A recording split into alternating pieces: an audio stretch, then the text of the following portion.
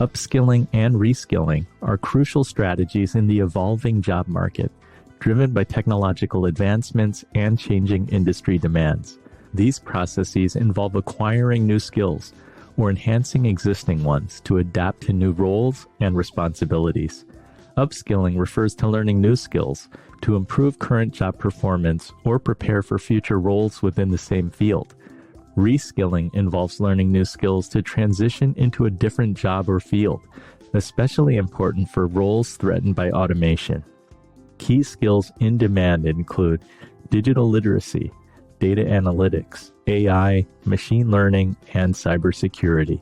Soft skills like adaptability, resilience, communication, and collaboration are equally important. Methods for acquiring new skills include online courses, immersive boot camps, and corporate training programs.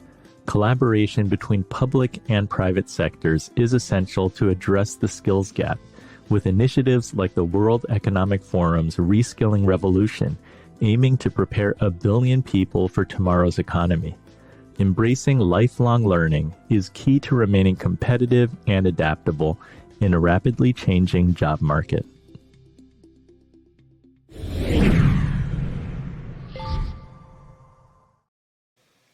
This one's interesting. I always hear the phrase, like, the best investment one can make is in yourself. And I feel like when it comes to learning these skills today, maybe that has more value than ever.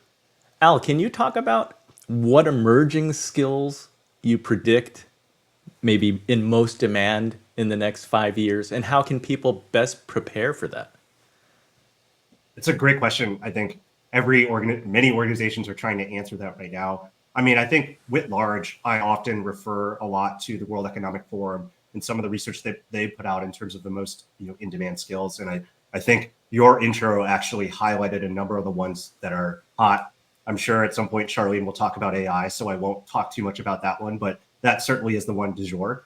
I think I'm actually going to go a little bit meta, though.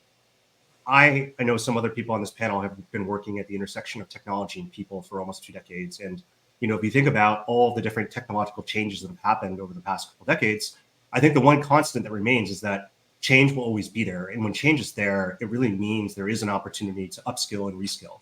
And so what I'm most interested in and most curious about that I think will help anyone is that I think that people should focus on building a self-sustaining capability to continuously learn and grow. Today might be AI, but it could be something else in the future. But I think what organizations really can focus on if they want to make this come to life in their organization is how do you equip people with those skills that enable people to sense and respond to market challenges and to lean into curiosity to learn the skills that are needed in that moment, can do that continuously over time. And so I'm sure there are other really important ones, but I would say that's the meta skill that I think will enable someone to really be successful in today's world of work. That's a good one. It does make me wonder, does a company need to can they foster a culture of lifelong learning in the workplace? Is that something that can be taught, or is it something that is innate within somebody? Charlene, you want to go next? Yeah, I think it's actually taught. And it is the organization's commitment to making their people as employable as possible, as able to add value. And as I was saying, so much of it is, can you learn to adapt? Can you be curious? Can you be comfortable being uncomfortable with all the change that's happening? And the one organizations who say, we're investing in you because you're going to need these skills to be successful here or anywhere else that you go to. One organization, I know we'll talk about AI in just a little bit, but one CEO said, we're going to train every single person on how to use AI. We want to be AI ready and AI first. And every single person is going to get a green, yellow, or red light. And green meaning you're using it all the time. Yellow, you're learning it. Red, you're not doing anything. And then he drew a line in the sand and said, there will be no more red lights employed at this company in 6 months. And he said, basically, this is not just about us. It's about you. You are going to have to know these skills. And the more practice you get earlier on to know how you can change the way you work is going to be an essential skill that you will carry with you for the rest of your career. The reality is what we learn now today in college, vocational school, on-the-job training, it's going to be obsolete at some point. You think about the skills we acquired early on in our career and how we have to keep learning to keep up. That has always been the case. And so instilling people not only the skills, but the desire to keep learning is something that an organization, I think, absolutely can do and should be doing. Sometimes it takes a little tough love. Kriffy, your thoughts Yeah, on like emerging skills that we should be paying yeah, attention to? yeah, totally. So my first reaction is the concept of search and the idea of being able to get information and prompts, right? Do you start a business that can create AI prompts? Yeah, fine. That's kind of the joke of it, but it's sort of the paradigm shift of, 100 years ago or 50 years ago. Access to information was one of the hardest things to have, right? So a lot of the education system was structured around memorization. Rote memorization was a very common thing to kind of optimize for, right? Because it's hard to look up a number, or it's hard to look up information, it's hard to get that. What you see some Gen Z, you see some this kind of proliferation of internet and search and access and availability of information. It's less about rote memorization, it's more about, can you apply it, right? Can you squeeze the juice out of the lemon? Can you extract the key information? Can you find it on your own? So can you get the search to give you that information, but then can you do something with it, right? So I think you're seeing that skill set shift, right? If you ask people that are, in their 80s, how did they get information? It's a very, very different discussion than how do you get information if you're 18 or if you're 10 or if you're 20 or if you're currently working in a mostly remote company versus a mostly in-person company, right? So being able to figure that out is very important. I think that's kind of the key, unlock to everything else you might need, right? Because yes, you could learn how to code, but the way things are going, you might never actually need to code because things are becoming no code, right? So how do you sort of future proof yourself is go with kind of the actionability, right? Use a lot of technology as an aid to help you. Think of it more as a driver aid than a driver replacement. And I would argue that, to Al's point, curiosity is the number one thing that I look for in employees, right? And as an employer, it's very important for me to match their curiosity with what I need to get done. So if they're curious about the future, then they're probably going to do a great job helping me write a paper about the future. But if they're not curious about it, it's going to be difficult for them, right? So to a certain extent, you have to you can't change the person, you can't change the employee, but you can try and put them in the best position to succeed. And then, yes, there's additional kind of, should we say, short-term skills they might need that'll help them do that. If they're really interested in code in building a program, they might need to know how to code today, but maybe they won't in 30 years. They need to know how to think like a coder. Yeah. So it's a way of thinking sometimes.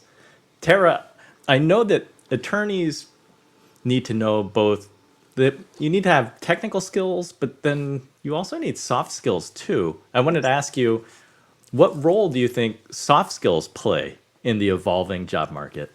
Oh, they're everything, right? Without clients, you don't have a practice.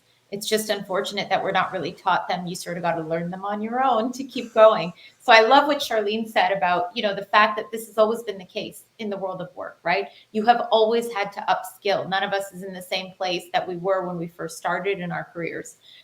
So, just to add to that point, and then I'll turn to attorneys specifically. But when you're thinking about up leveling, something that you want to think about from the employment law perspective is sometimes when you have a senior employee, rather than understanding that, they have to meet you where you are and change their skill set or adapt to the new environment, you have to remember that it's often not so easy to let employees go if they do not. And this is where it's really key to have an employment agreement that sets out their duties and responsibilities. Because if you're relying on a 30-year-old employment agreement, it's likely that skill development was not required. Now you're on the hook for a pretty hefty severance package in at least the at-will states. So, when you're talking about attorneys specifically, it's very interesting because we do have a pretty significant AI influence right now in law. So for example, I use AI for legal research. I use it for case management. We use it for contract review. And so really soft skills are at the forefront.